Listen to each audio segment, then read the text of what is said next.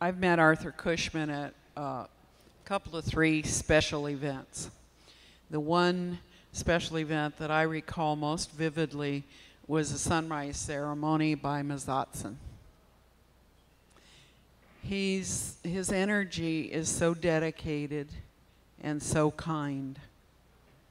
He seems a peaceful person.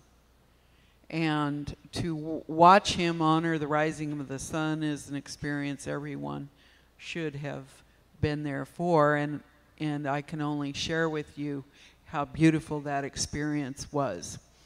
We were in Palm Springs on the edge of a golf course. I think it was. It was pretty green for Palm Springs. I thought that was kind of interesting, to go to the desert to a green place. And we were circled there watching the rising of the sun. And Mazatsan was in his heart over the loss of his child. And he shared that the energies of that day were related to the energies of that child. We were all watching that sunrise, and in the strength, peaceful, gentle strength of this man standing beside me, I could feel compassion at a level most men can't get to. And for that, I'd like to honor him and listen to what he has to say to us. Arthur Cushman. Thank you, thank you, thank you, thank you. Palm Springs, when we were having the ceremony at the rising sun, as Rosa Tescayawale, please stand, was opening the directions in Nawa, a great white heron flew over us. From going from the east to the west, recently been told that her sacred name is Garza Blanca Preciosa. That's Spanish. I'm not going to attempt the Nawa name right now, but anyway, precious white heron. So we're glad she can be with us today. And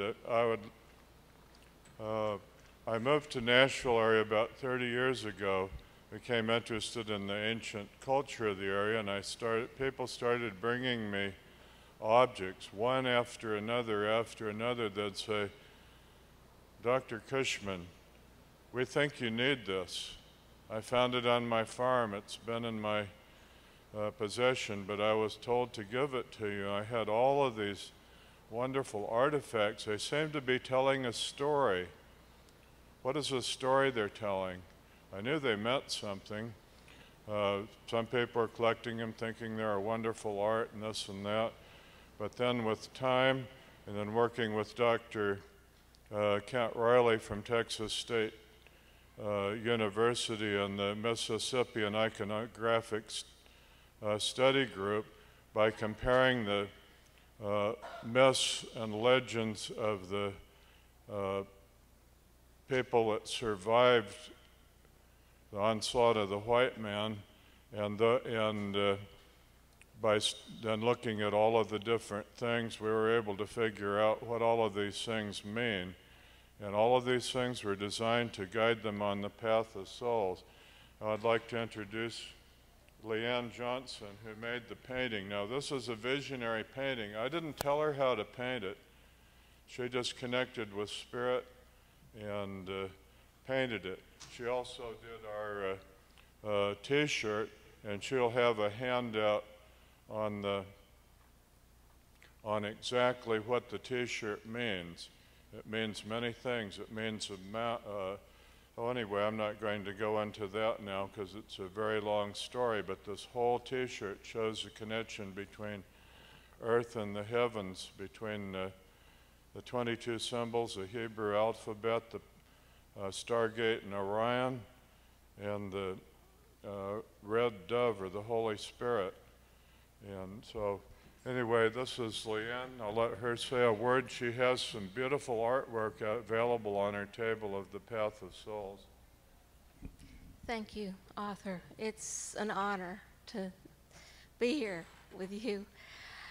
I got a vision for a painting in 2007 called Field of the Blessed, of the perfectly balanced man, the Adam Kadmon, the man, the perfect man, balanced chakras. And I painted the painting and finished it in 2008.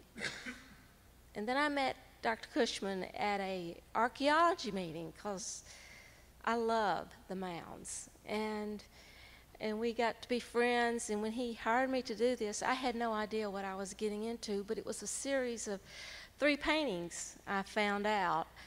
I always tell my husband I'd be rich if I knew what I was doing.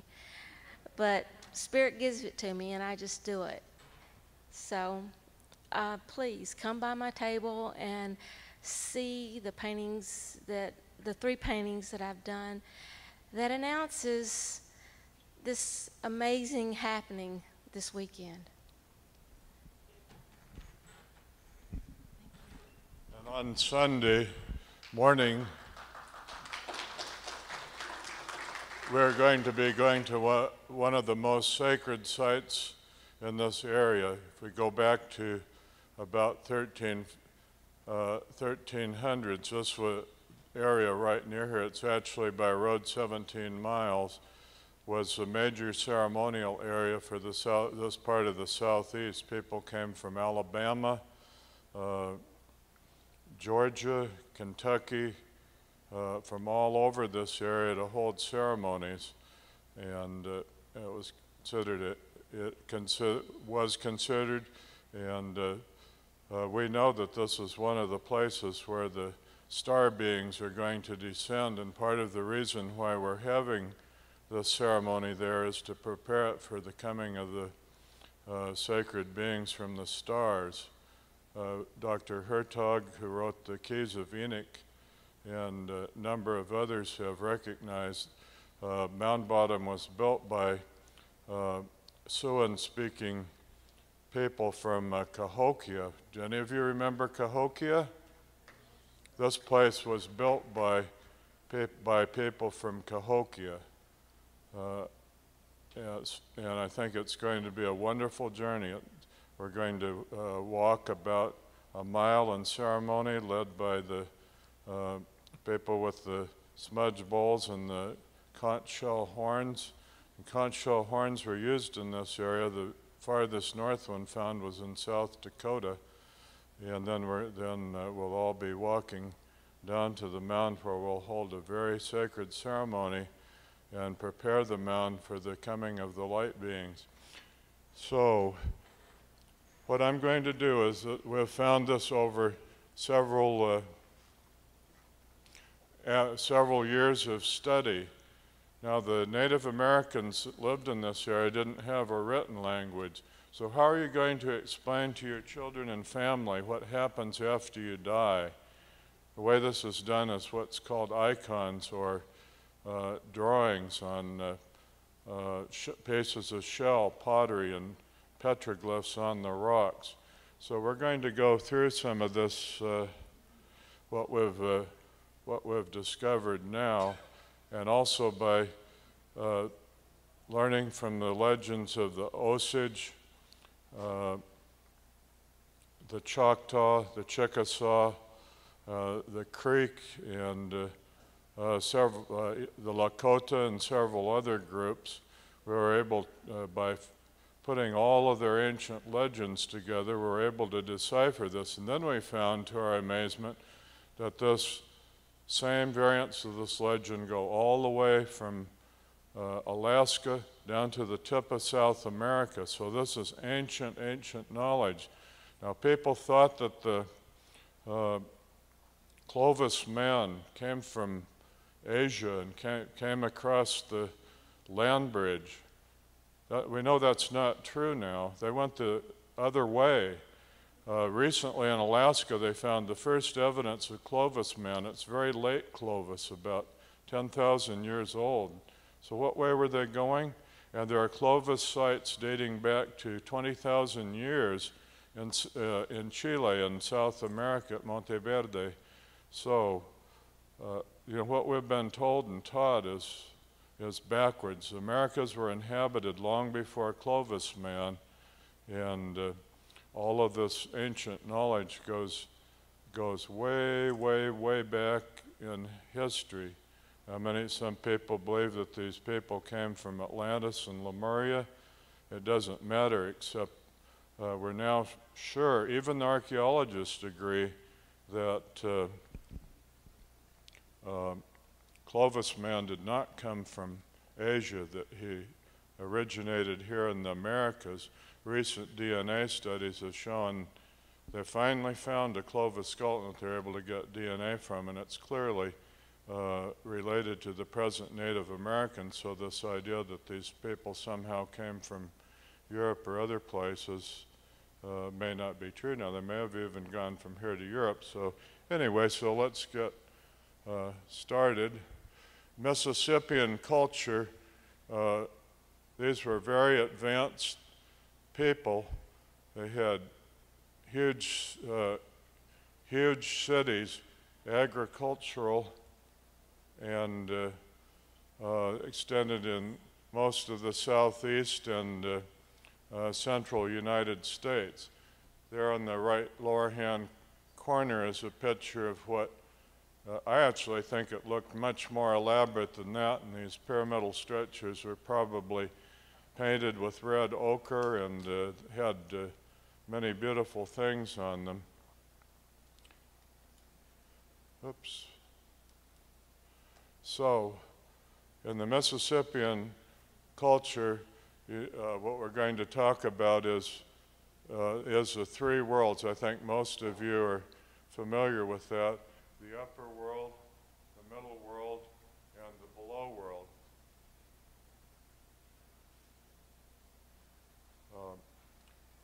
So I'm going to tell you a little bit about when I was in Mexico near Tecate. Rosa was there. That's the first time I met her. This woman came up to me, beautiful woman with a blue shawl, a rebozo over her head, wearing a white dress. And she came up and she said, "Conozco tu nombre, I know your name." I said, "I've never seen you before. You couldn't know my name. What is my name?" She said, "Your name is Arturo Luminoso." I said, "All right, that's the name that Tata Cachora and Mazantzin told me was one of my names." And then she went on. She said, "Did you know, what do you you're watching the Mexica, the dancing. What does this represent?" We had a little workshop thanks to Rosa on the Mexica dance. She said, "This renews the world, but this represents the creation of the universe. In the beginning of time, well, there is no in the beginning of time, the sacred fire was created." Look at the sacred fire was created in the center by then used with the wind, or ekat, the energy of the fire was extended to the four directions of the universe. It was then connected with a circle and a square, the squared circle. But this is a mandala. It's only two-dimensional. So then what happened? Then the tree of life, or the sacred cosmic tree, was created perpendicular to the cross, and then this was connected with, at the edge of the universe, with straight lines and a curved line. Now the straight lines represent pyramids. Look at, if you have the four directions and you put something up to the top of a tree of life, you have a pyramid. the energy also extends beneath the earth. So she told me, and Chief Golden-Eyed Eagle said that this being that Rosa and I have encountered is the Divine Mother. The Divine Mother is known by 1,000 names, but there is only one Divine Mother. And then, but see, this is, if this is all there is, nothing's happening. It's completely still. So then it was put into motion. And then when all of this is put into motion, that creates two things. It creates time and space. And then the avatar of First Mother, the Creator, then created all of the things in the universe. And all the people, birds, animals, planets, galaxies, all the little subatomic particles, everything that's in us was, and then everything is connected with webs of vibrating light from the avatar of First Mother, Grandmother Star Spider. So if you watch the Mexica dances, the dances of the native peoples you realize that everything they do is not just renewing the earth, but it represents the creation of the entire universe. Now last week, the Divine Mother came to me and she said, "You people think too small. You think the sun is important. The sun is important for you, but the sun is connected with the sun beside the sun, the center of our galaxy." And many people have put all sorts of emphasis on the galactic center and this and that. She said, that's nothing. There are billions and billions of galaxies. At the center of them all, the center of all of these galaxies is the central sun, the center of the universe. But then she said, oh my goodness, you're thinking too small. There are untold number of universes, parallel universes, other universes that have been present forever and ever. So anytime you look out at the stars, think, we live in a very small galaxy called the Milky Way galaxy. We live in a small solar system, but there's something much, much grander, and you're part of it. Everything is connected. All of this was created with love. We are all part of the Creator, so don't let anybody tell you that you aren't worth anything because you're part of the divine. Okay, so this actually comes. Okay, we're going to now go through the steps on the path of souls. What happens when you die? Death is represented by the stone box grave, which was used in this area. And if you look at the gorget there at the lower right, you see something that looks like a cadaver. The teeth are showing because the skin's retracted. And if you look closely at it, you'll see that there is energy coming from the top of the head, the column of energy that goes up our spine, goes through the pineal and out the top of the head. That's the spirit. And then you see something coming out of the mouth. That's the soul. So it's very important for you to remember. Okay, thank you. And I'll smile too. So after death occurs, which is represented by skull and bones, the body is watched for at least 4 days because at times the life soul, which is the bones and body,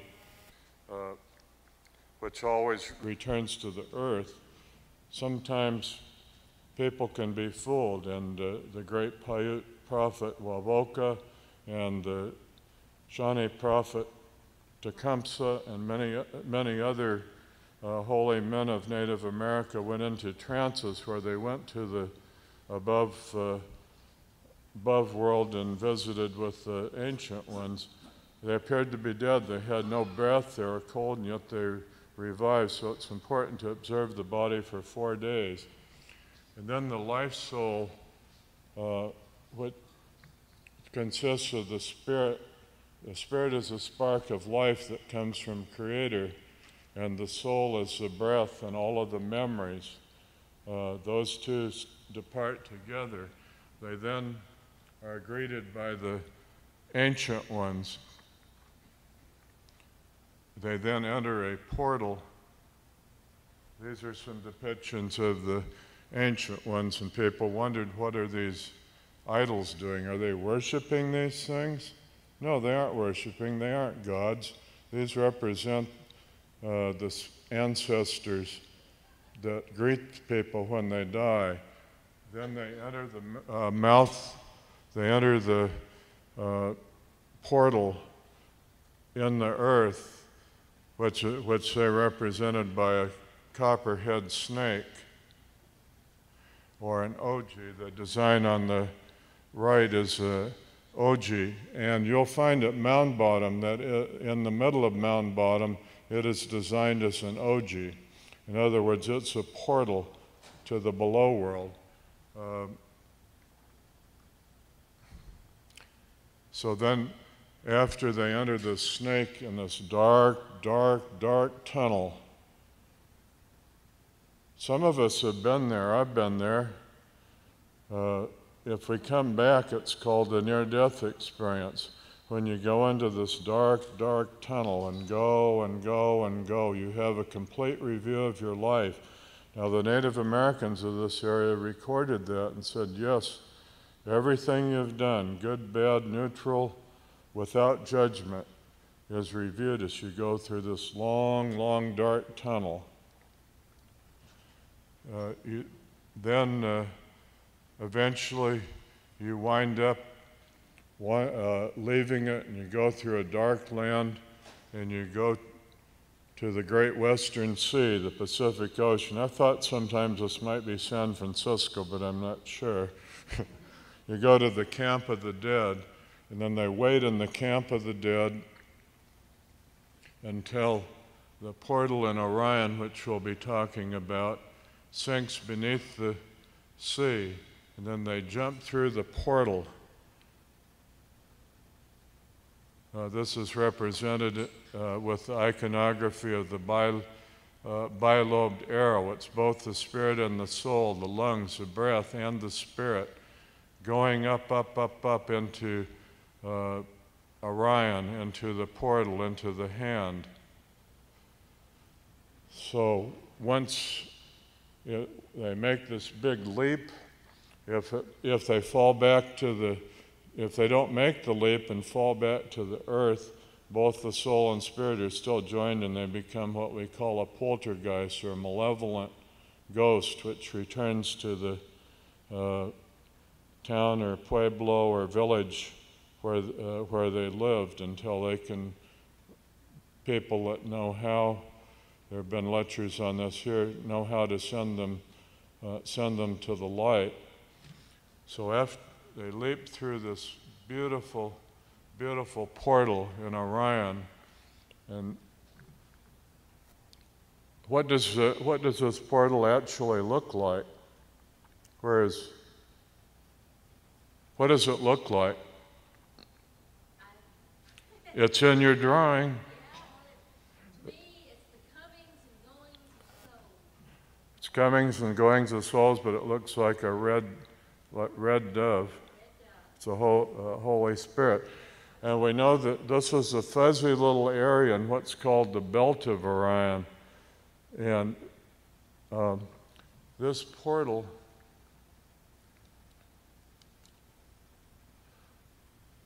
is well known. This is a picture from South America. Look at the top. That's the 3 stars of the belt of Orion. And then you look down, and this man is hiding something. What is he hiding? He's hiding the portal or stargate in Orion. the Christian Gnostics, the Tibetans with the hand and eye symbol. The pyramids of Giza are designed to represent the 3 stars in Orion, and the Sphinx, I believe, represents a portal. Anyway, this is present in virtually all cultures throughout the world. So where did this knowledge come from? Why does everybody know about this? Even Christians, Gnostic Christians, a lot of this was buried, but if you look at Christian pictures of what's happening with the resurrection of Jesus and so forth, you can see clearly that he's going through the portal in Orion. Now, with the portal of Orion, we'll talk about the path of souls in a minute, but the main place, one place the path leaves, and Chief Golden Light Eagle has been to this place, I have, so others have. If you go straight out, you come to the great central sun. This is the portal to the universe, to the center of the sun, to Father, Mother, God. It's a place where you can go and communicate with the highest beings of all. This isn't in our solar system. It isn't in our universe. We don't know where it is, but it's out there, and that's where our grandmother Star Spider sits, that weaves all of this wonderful, beautiful webs of light that connect everything in the universe. So let's go back. If we've jumped through the portal or the Stargate in Orion through this beautiful tunnel, and we come out of the tunnel, and what's there? There's a bridge. The bridge leads over to the Milky Way, or path of souls, but it's guarded by 2 wolves. Now look at the ancient Greek thing, Cerberus, the 2-headed dog. Many people, Sirius, Canis Major and Minor, these dogs or wolves or whatever guard the bridge. Now, so you start across the bridge, and what happens if you've been mean to animals? They run you off the bridge. What happens if you get scared, you're afraid of heights and you're afraid of this whole thing, and fall off? You fall down, down, down, down to earth, where you, but at that point your spirit leaves and returns to source, but the soul remains, floats back down to earth, where it becomes one of these mindless ghosts, the kind that sit in rocking chairs or walk mindlessly through the earth, and these can be rejoined by people who know how, and led back to the path of souls.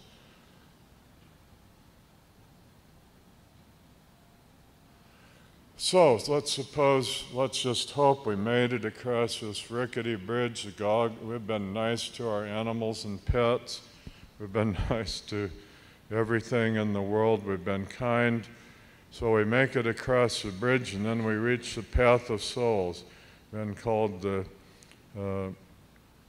Golden Path or the Rainbow Bridge, or many different names. It's the Milky Way. It's the galaxy we live in. This isn't a straight line. It's a spiraling, curved path.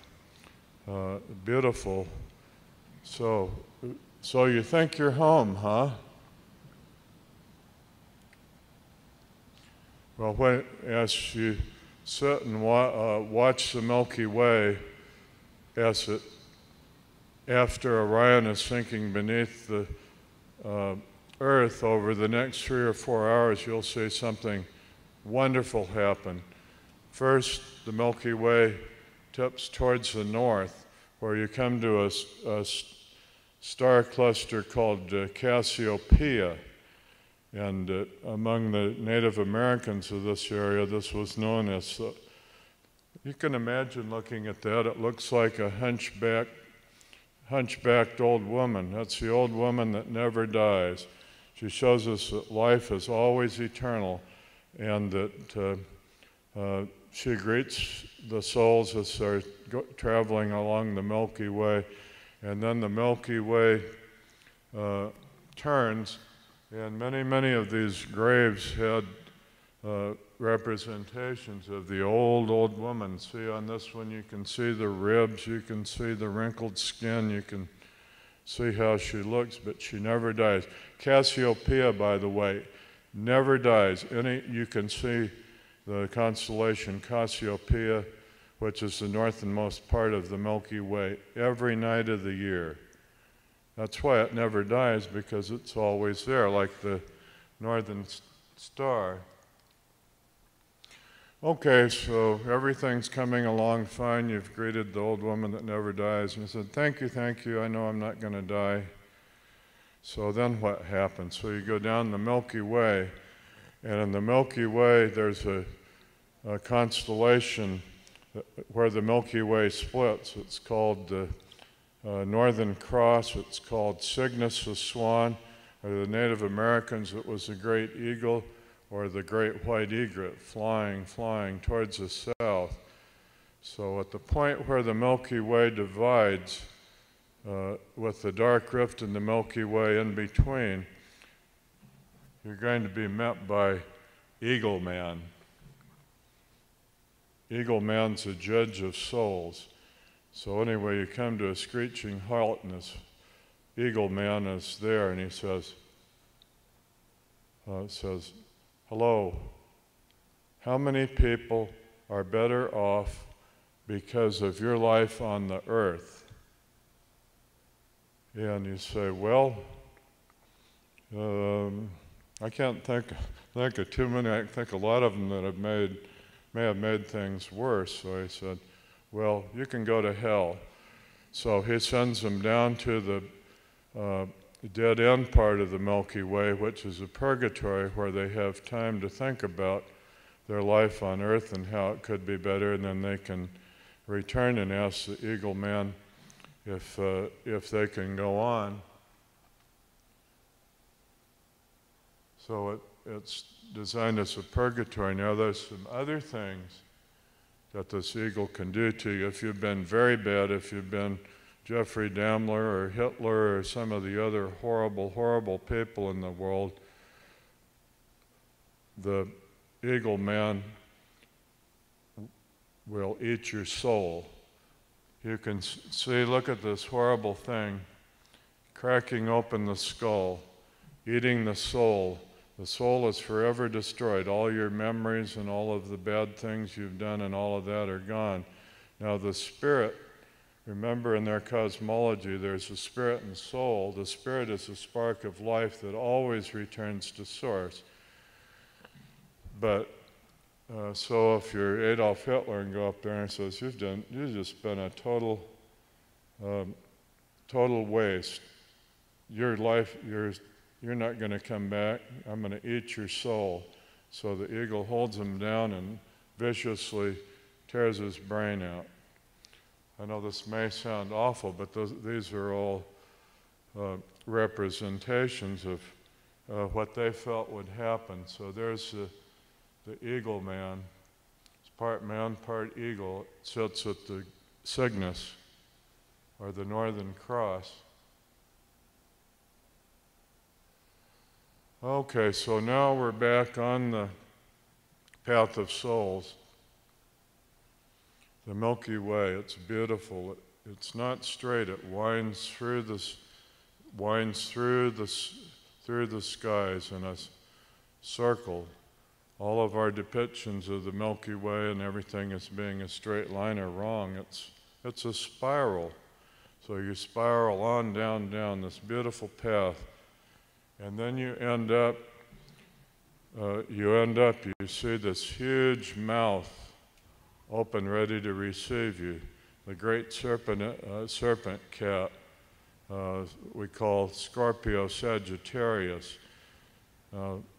Thomas lives about, 5 miles from an ancient depiction of the Milky Way path of souls. There's a mouth wide open, swallowing a soul.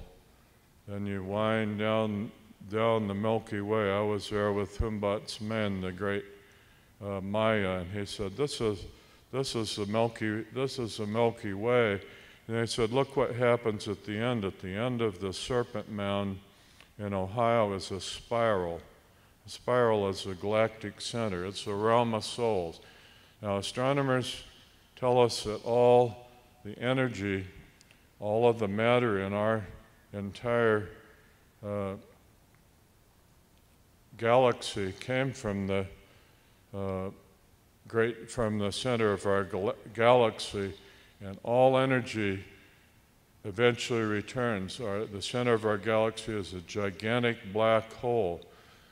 They said that no energy could escape from it. Now astronomers say yes, energy is coming back out from the black hole at the center of the galaxy. So then you go in, and this is the realm of souls. This is where the souls return, and it has many levels. Where you enter, you're met by the angels and archangels and guardians, and you enter a village that looks very much like where you grew up.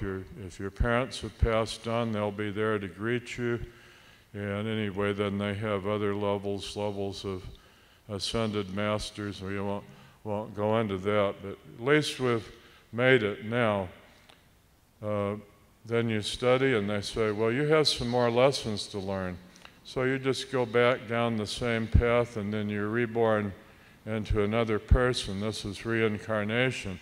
And they strongly believed in reincarnation, that many souls came back to Earth to learn lessons, to do things over again.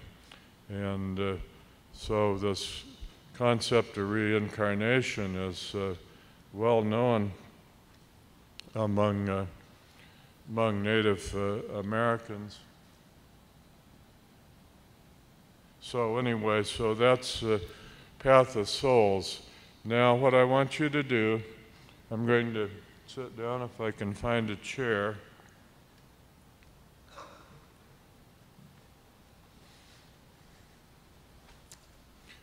We can either dim the lights or not now.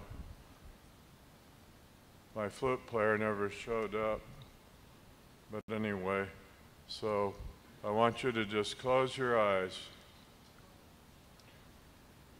and imagine you're sitting on the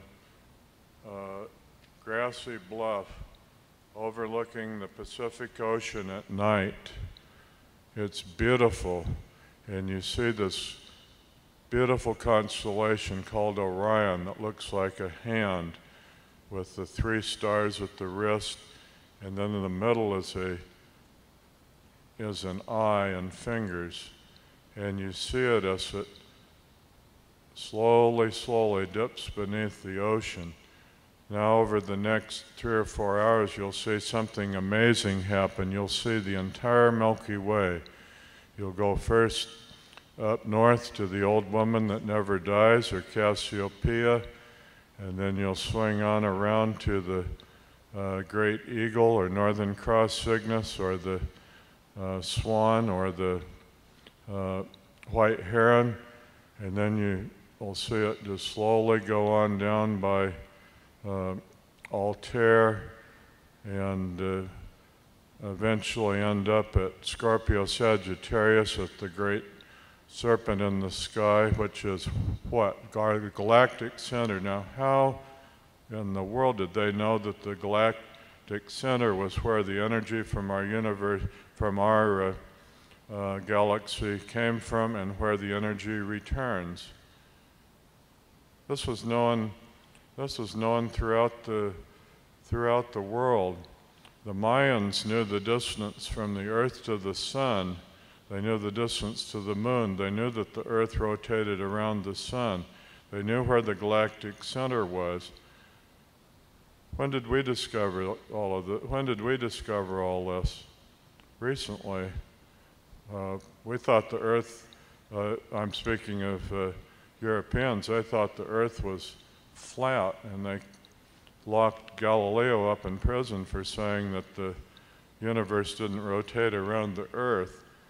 So this knowledge has been there. It came from Lemuria, Atlantis, and many other sources, and this was widely known throughout the world. This isn't a secret.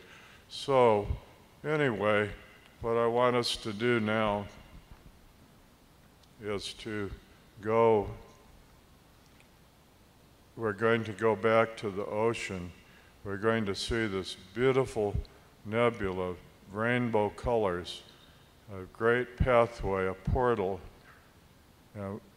We're going to go float up from the earth. We're going to go through this beautiful portal. It's a place of creation. Stars are being created there. There's tremendous energy. And then we go beyond where Chief Golden Light Eagle's gone to meet with the Holy Ones. And we go on, past billions of galaxies, past Andromeda, many, many others. And we finally come to the great central sun. We then meet with, we see this beautiful woman wearing a blue shawl of rebozo over her head and a long white dress. And we come up to her and they say, Mother, Divine Mother, what must we do to be saved? What must we do so that we can go on the correct path?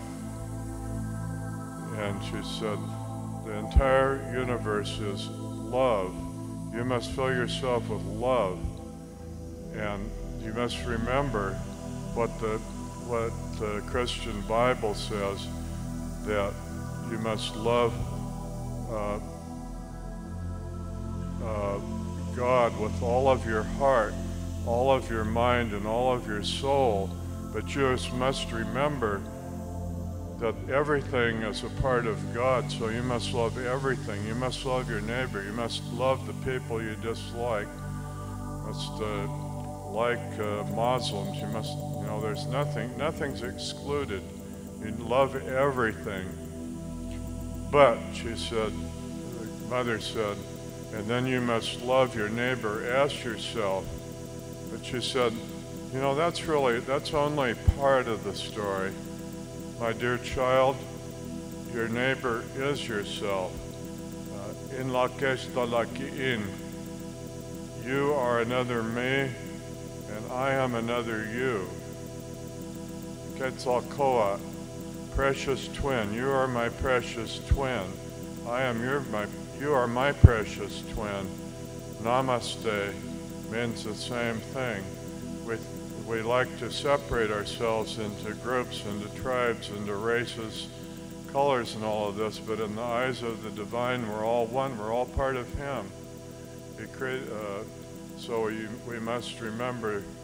We must remember that. We must fill our hearts with love. We must bring ourselves into balance.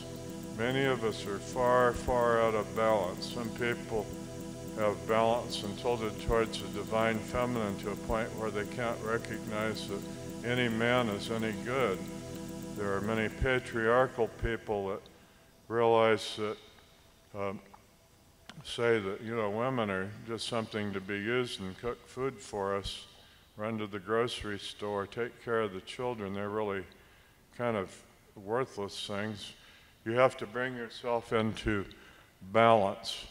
And that's one of the teachings of that I learned from Grandfather Kachora, or Tata Kachora, who is known in the English literature as Don Juan, the Nagual Yaqui. And his message is that the secret is to bring ourselves into balance. And you saw the gorget showing the two crossed humans. They're slightly different. That's when you balance your divine masculine and your divine feminine. If you're too feminine, if you're out of balance, we live in a world of duality, but we must bring ourselves into balance. He is known as Don Juan in the English literature. He's still alive. He's over 100 years old. He'll be 101 in January. And his teachings have been, pretty much, they haven't been forgotten. But here's what he told me.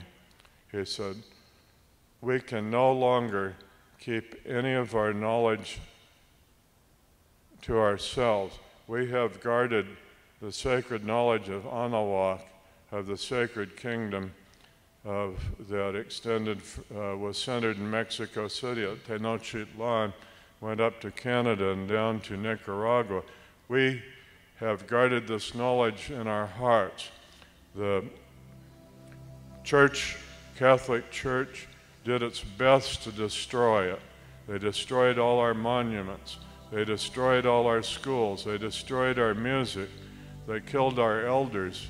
They burned all our books. Only a few of them survived. But what happened? They passed on the sacred knowledge from generation to generation. These people had this knowledge in their hearts and in their minds. They could not, you can't destroy it. They tried their best. It's now coming back, and the sacred knowledge of Native America is being released to the world. And one thing the Divine Mother said very clearly, she said that the red road, and that red road isn't a road for Indians or Mexicans or people with red skin. She said those that follow the red road, the Native Americans and the Native Americans' teachings and the spirituality that they hold in their hearts, what we call a red road, is what's going to save the world, because we all work in a circle. Nobody's in front of us.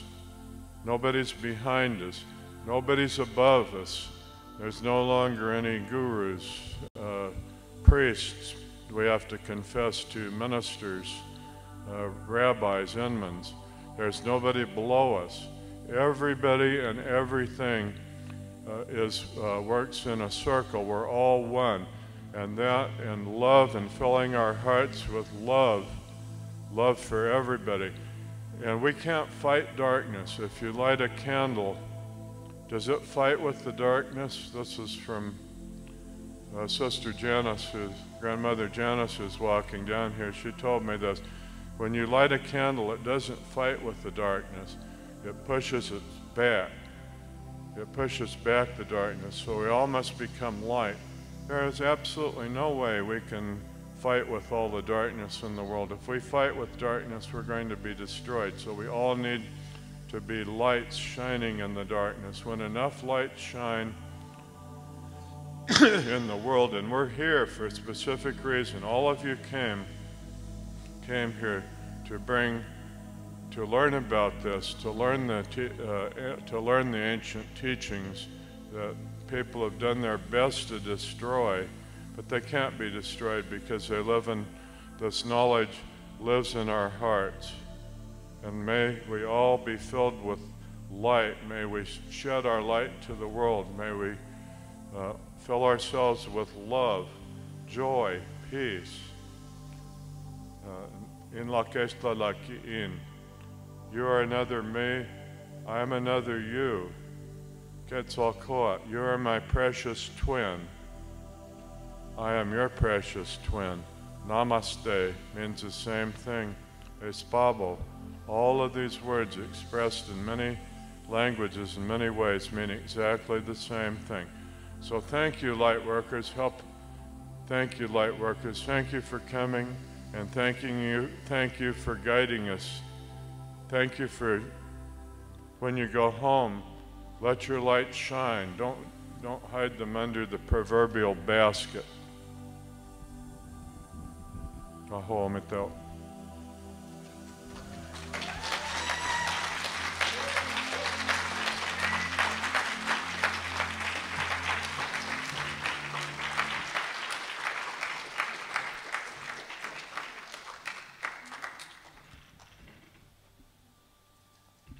Thank you, Arturo. We appreciate you.